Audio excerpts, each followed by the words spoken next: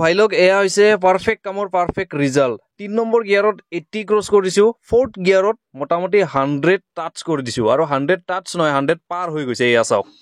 যেহেতুকে বেমাৰ ধৰতে টাইম না লাগিলে আৰু গিয়াৰ বক্সটো ডাউন কৰোতেও সময় না লাগিল আৰু কিছুমান কামত ক্লিনিংৰ প্ৰসেস বহুত হাৰ্ড তাকে মই সফট কৰিব কাৰণে এয়া চাওক আৰু ইয়াকে কয় দেশী জুগাৰ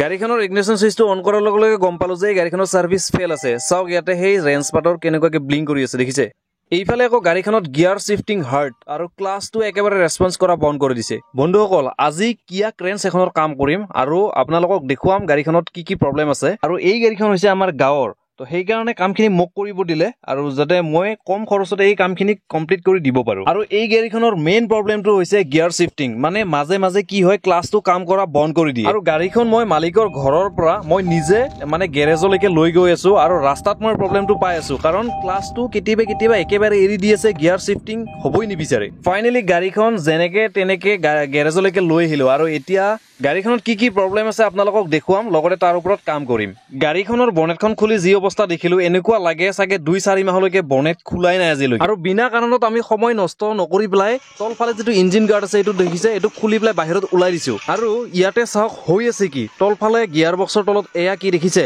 গোটেই লিকেজ আৰু এই প্ৰবলেমটো বহুত গাড়ীত হয় বহুত গাড়ীত এই প্ৰবলেমটোৰ ওপৰত আমি কামো কৰিছো আৰু যেতিয়া এই প্ৰবলেমটো গাড়ীত আহিব এক নম্বৰত ক্লাচ কাম কৰা বন্ধ কৰি দিব লগতে গিয়াৰ শিফটিং বহুত বেছি হাৰ্ড হ'ব আৰু এই প্ৰবলেমটো কৰ পৰা আৰম্ভ হয় জানে গিয়াৰ বক্সৰ ভিতৰ থকা যেটো স্লিপ সিলিন্ডাৰ আছে মানে ক্লাছ সিলিন্ডাৰ বুলি কোৱা হয় তো সেই বস্তুটো যেতিয়া বেয়া হয় তেতিয়া এনেকুৱা হয় চাওক এইটো বলটো মই লুজ কৰিছো এইটো খুলি দিছো আৰু এইটো একেবাৰে খুলি দিছো লগতে চাওক ইয়াতে ভিতৰৰ পৰা অইল লিক হৈ আহিছে দেখিছে মানে ইঞ্জিন আৰু গিয়াৰ বক্সৰ মাজত গেপ হোৱাৰ লগে লগে অইলটো গোটেই ওলাই আহিব ধৰিছে আৰু মই এইখিনিতে কৈ দিও বহুতে কনফিউজ হ'ব পাৰে এইটো কি অইল হয় এইটো হয় ব্ৰেক অইল আৰু এই অইলটোৱে ক্লাচতো ব্যৱহাৰ হয় আৰু যিহেতু কি গিয়াৰ বক্সটো ডাউন কৰিব লাগিব সেইকাৰণে গিয়াৰ অইলটো আগতে ডাউন কৰি লৈছো কিন্তু গিয়াৰ অইলৰ কন্ডিশনটো ইমান বেছি ভাল দেখা নাই কাৰণ গাড়ীখন অলৰেডি 80000 কিলোমিটাৰ ৰান হৈ গৈছে আৰু সেই কাৰণে গিয়াৰ অইলটো দেখিছে আপোনালোকক পুৰা কলা হৈ পৰিছে আৰু পটাপট দুইফালে এক্সেল খুলি দিলো খুলি প্লাই গিয়াৰ বক্সটো আমি গোটেই কেজনে ধৰাধৰি কৰি প্লাই তলত নমাই ললো আৰু গাড়ীখন লগাওতে যেতিয়া লিফ্ট কৰিছিলে তেতিয়া অকন বেছিকৈ উঠাই দিছিলে সেই কাৰণে ওপৰৰ পৰা ধৰিবৰ কাৰণে কোনো সুবিধা নহল বাট একো নাই গিয়াৰ বক্স বাহিৰত ওলাই গল আৰু মেইন সমস্যাটো হল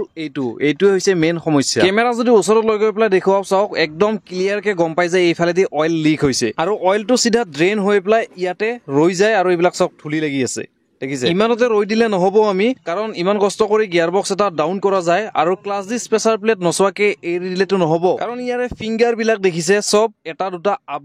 ডাউন হৈ আছে ভাল আছে বেয়া আছে এইটো খোলাৰ পিছত গম পোৱা যাব আগতে ৰিলিজ বিয়াৰিংটো এবাৰ খুলি পেলাই চেক কৰি চাই লও ক'ব গ'লে এটা বহুত সৰু বস্তু এই বস্তুটোৱে কাস্টমাৰক মানে যেতিয়া টেনচনত পেলাই দিয়ে যে কি হৈ গ'ল ভাল গাড়ীখনৰ লগত এনেকুৱা কিয় হ'ল চাওক দেখিছে অৱস্থা একেবাৰে বেয়া একো নাই বেয়া হৈছে ৰিপ্লেস কৰিব লাগিব পটাপট ক্লাছ ডিসটো খুলি পেলাই চেক কৰি চাই লও এটোৰ কি অৱস্থা হৈ আছে এয়া ডিস আৰু প্ৰেসাৰ প্লেট দুইটা খুলি বাহিৰত ওলাই দিলো ক্লাছ প্ৰেসাৰৰ কন্ডিশনটো ইমানো বেছি বেয়া নহয় কিন্তু এতিয়া ৰিলিজ বিয়াৰিং চেঞ্জ কৰি দিয়াৰ পিছত যদি আৰু 20-30 কিলোমিটাৰত যদি ক্লাচৰ কাৰণে আৰু কাস্টমাৰে কমপ্লেইন দি দিয়ে তেতিয়া হলে বস্তুটো অলপমান বেয়াৰ ফালে যাব বা গ্যাৰেজৰ ৰেপিটেশনৰ কথা থাকে তো সেই কাৰণে মই কাস্টমাৰৰ লগত এটো ফাইনাল এবাৰ আলোচনা কৰি চাম ডিসকাস কৰি লও কি কয় যদি ক্লাছ প্ৰেসাৰ চেঞ্জ কৰিব লাগে ক্লাছ ডিস প্ৰেসাৰ প্লেট দুটাই ৰিপ্লেস কৰাই দি দিম কাৰণ কিলোমিটাৰ একৰ্ডিং গাড়ীখনত যদিও ক্লাছ ডিস মানে বহুত ৰান হৈছে কিন্তু ক্লাছ ডিসৰ কন্ডিশন বহুত বেছি বেয়া নহয় কিন্তু ইমানো বেছি ভাল বুলিও ক'ব নোৱাৰি তো মিডিয়াম কন্ডিশনত আছে তো এই কাৰণে কথা পাতি চাই লম যদি ৰিপ্লেস কৰিব কয় জেনুইন মালৰ হৈতে কাম কৰিম আৰু কেতিয়াবা এনেকুৱা লাগে কিছুমান গাড়ীৰ কাম কৰিলে আমাৰ লোকসান হয় কি কাৰণ লোকসান হয় কাৰণ যিগতিকে পাৰ্টছৰ কোনো সুবিধা নাই আমাৰ ইয়াতে আৰু কিবা এটা বস্তু লাগিলে পৰকে গুৱাহাটী দৌৰিব লগা হয় আৰু ময়ো মানে সেম তেনেকুৱা প্ৰবলেমতে পৰিব লগা হৈছে গাড়ীখন খুলি পেলাই অলৰেডি মানে পাৰ্টছৰ কাৰণে বহুত মাথা মাৰিলো পাৰ্টছ কত পোৱা নাই আৰু মোৰ লগৰ এটা মুন্নাফ বুলি পেলাই সি বায়ৰাচাৰীৰ তাৰ গেৰেজ আছে আৰু সি ইয়াতে কাম কৰিছিলে তো এতিয়া বৰ্তমান সি মোক দুটামান জাগাৰ কথা ক'লে তাত বিচাৰিলে হয়তো পাব পাৰো আৰু সেই উদ্দেশ্য লৈ পেলাই মই ওলালো গুৱাহাটীলৈকে আৰু বৰ্তমান মই পাৰ্টছ এৰেঞ্জ কৰিছো মই দেখুৱাই আছো আপোনালোকক কি পাৰ্টছ এৰেঞ্জ কৰিলো অৰিজিনেল ডুপ্লিকেট সেইটোও দেখুৱাই আছো আৰু লগতে বৰ্তমান মই এতিয়ালৈকে গেৰেজ গৈ পোৱা নাই আৰু ৰাস্তাতে বৰষুণ পালো আৰু এতিয়া গৈ আপোনালোকক মই দেখুৱাম পাৰ্টছখিনি এয়া চাওক হণ্ডাই জেনুইন পাৰ্টছ আৰু এইটো হৈছে প্ৰেসাৰ প্লেট ডিসখন মানে ক্লাছ ডিসখন এইখনো চাওক Hyundai genuine spare parts clutch disc pressure plate আমি হণ্ডাই জেনুইন লগাই আছো যদিও গাড়ী কিয়া কিন্তু এই পাৰ্ট নম্বৰৰ যেটো পাৰ্ট নম্বৰ আমি মাৰা নিছো সেম পাৰ্ট নম্বৰৰ মাল এই গাড়ীখনত ফিটিং হৈ যাব কোনো প্ৰবলেম নাই ৰিলিজ বিয়াৰিংটো লিক হোৱাৰ কাৰণে আমি গিয়াৰ বক্সটো খুলিছিলো আৰু এতিয়া ৰিলিজ বিয়াৰিংটো এবাৰ দেখুৱাই দিও এইটো হৈছে ৰিলিজ বিয়াৰিং দেখিছেনে হণ্ডা আৰু কিয়া ইয়াতে লিখা আছে আৰু ইয়াতে এটা পাৰ্ট নম্বৰো আছে সেম পাৰ্ট নম্বৰ আছে ইয়াতে লিখা আৰু এইটো হৈছে হণ্ডা আৰু কিয়াৰ যেটো অৰিজিনাল মানে ইয়াতে এইটো হৈছে চিন ইয়াতে গম পাব অৰিজিনাল নে ডুপ্লিকেট আৰু এই বস্তুটো অৰিজিনালত কেনেকুৱাকে আছে মই হেতু আপোনালোকক দেখুৱাইছো এতিয়া চাব এইটো হৈছে পুৰণা যেটো প্ৰেছাৰ প্লেট হয় তাত দেখিছে এইটো হণ্ডা আৰু কিয়া দুইটা এক লগত লিখা আছে সেম বস্তু ইয়াতো লিখা আছে দেখিছে আৰু এইটো নিচিনাকে যেটো ডিস হয় ডিসতো ইয়াতে চাওক সেম পাৰ্ট নম্বৰ ইয়াতে সিৰিয়ালি লিখা আছে লগতে এইটো দেখিছে ইয়াতে লিখা আছে হণ্ডা আৰু কিয়া তো এইটো হৈ গল নেক্সট ইয়াতে যেটো নতুন যেটো ডিস হয় তাতো চাও একদম ক্লিয়াৰ কে ইয়াতে গম পোৱা যায় যে ইয়াতে হণ্ডা আৰু কিয়া বুলি প্লে লিখা আছে কাৰণ সেম মাল হয় এটো সেম পাৰ্ট নম্বৰৰ সেম মাল লগতে ৰিলিজ বিয়াৰিং মানে যেটো স্লিপ সিলিন্ডাৰ আছে হণ্ডা আৰু কিয়া বুলি প্লে ইয়াতে একদম পুৰা ক্লিয়াৰ কে গম পোৱা যায় যে হণ্ডা আৰু কিয়া ইয়াতে লিখা আছে আৰু এইটোটো যদি চাব যায় যেটো নতুন হয় এটোটো হৈ গল পুৰণাটো দেখুৱালো এটা নতুনটো যদি চাই সেম নতুনটো আপুনি দেখা পাব হণ্ডা আৰু কিয়া বুলি প্লে লিখা আছে সব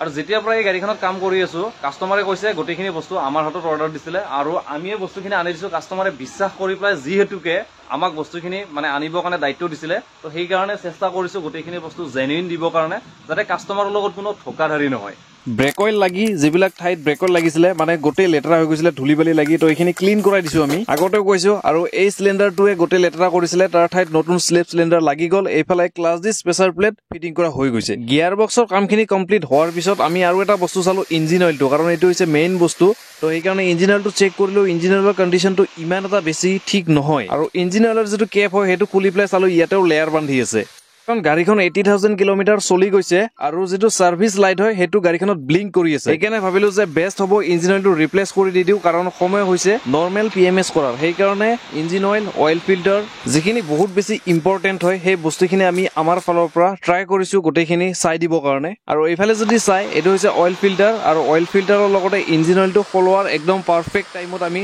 মানে চেঞ্জ কৰাই দিছো লগতে সাফ সাফাইৰ ক্ষেত্ৰত কিমান বেছি মানে গুৰুত্ব দিছো আপোনালোকে হয়তো ভিডিঅ'ত দেখিছে তো এনেকুৱাকে বস্তুবিলাক গোটেই ক্লিন কৰি পাৰ্ট আমি লগাই গৈছো আৰু এইখিনি কাম কৰি থকাৰ মাজতে মোৰ আৰু এটা বস্তু চকুত পৰিলে যেটো এয়াৰ ক্লিনাৰ হয় এটো দেখিছে কিমান মানে একদম পুৰা নতুনৰ নিচিনা হৈছে মানে ব্ৰেন্ড নিউ হয় তো যিহেতু এটো চেঞ্জ কৰিছে কিন্তু যেটো থ্ৰটেল বডি হয় এটোৰ এবাৰ মানে মই ভাবিলো যে এবাৰ বস্তুটো চাই লও কি কন্ডিশনত আছে কাৰণ ক্লাচ ওভাৰঅল কৰি দিছো যদি কিবা কাৰণত পিকআপৰ ইস্যু আহে তেতিয়া হলে বস্তুটো অলপমান বেয়া হ'ব তো থ্ৰটেল বডি খুলিলো ইয়াতে চাওক কন্ডিশন একেবাৰে বেয়া আৰু যদি এই বস্তুটো মই নাচালো হেতেন তেতিয়া হলে এনেকৈ ৰৈ গলে হয় দেখিছে কিমান লেতেৰা ওলাইছে এই থ্ৰটেল বডিটোৰ পৰা আৰু বহুতেই বস্তুটো নকৰে এনেকৈ এৰি দিয়ে কি কাৰণত কাৰণ ইয়াৰে টোটেল বডি কেলিব্ৰেশনটো আউট হৈ যোৱাৰ এটা চান্স থাকে আৰু যেটো নেকি ভয় কৰি প্লাই এই বস্তুটো ক্লিন নকৰে এৰি দিয়ে তো তেনেকুৱাকে এৰি দিলে কি হ'ব কাস্টমাৰৰ বেনিফিট হ'ব একো নহ'ব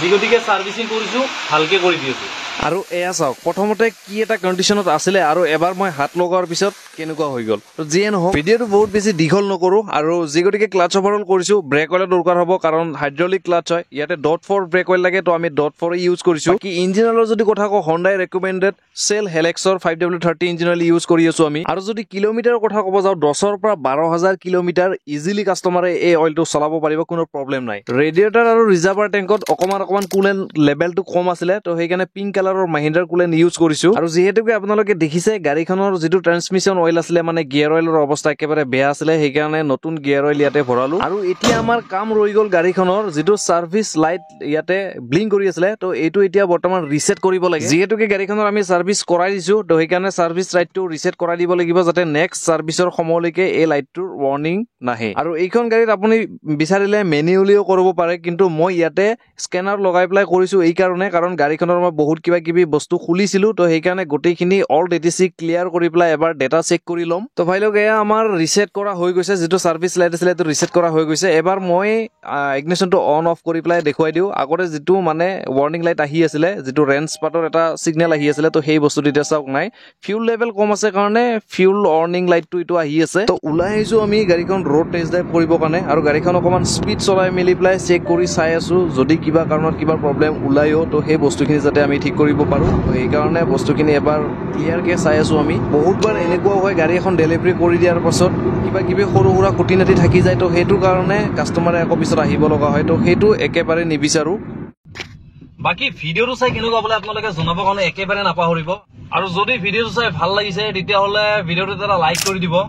আৰু যদি মোৰ চেনেলৰ প্ৰথমবাৰৰ কাৰণে আপুনি ভিডিও চাই আছে তেতিয়া হলে চেনেলটো সাবস্ক্ৰাইব কৰি প্লাই নটিফিকেশন হিট কৰি ল'ব কাৰণ এনেকুৱা অট'মোটিভ ভিডিঅ' মই আপোনালোকৰ ওচৰলৈকে মাজে মাজে লৈ আহি থাকোঁ আৰু আজিৰ কাৰণে মই বিদায় লৈছোঁ লগ পাম এটা ভাল ইণ্টাৰেষ্টিং ভিডিঅ'ৰ সৈতে তেতিয়ালৈকে বাই